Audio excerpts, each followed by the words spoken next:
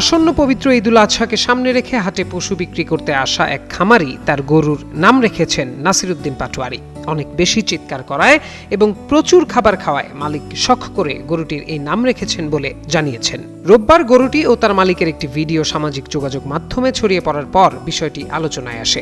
ভিডিওতে গরুর মালিককে বলতে শোনা যায়, এটার নাম রাখছি নাসিরউদ্দিন পাটোয়ারি, অনেক চিল্লায় দেখে এই নাম রাখছি, খাওয়ার জন্যই অতিরিক্ত চিল্লায়, খাওয়া কম পড়লেই চিল্লাইতে থাকে। সেপনিল প্রাণঘাতী জীবাণুদের বিরুদ্ধেও দারুণ কার্যকর।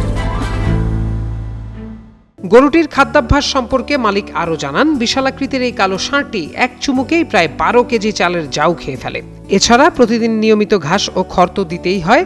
আপাতত কোরবানির এই গরুটির দাম হাঁকা হচ্ছে 9 লাখ টাকা। 9 লাখ টাকা দাম হলেই নাসিরউদ্দিন পাটোয়ারি নামের এই গরুটি বিক্রি করে দেবেন বলে জানান খামারি।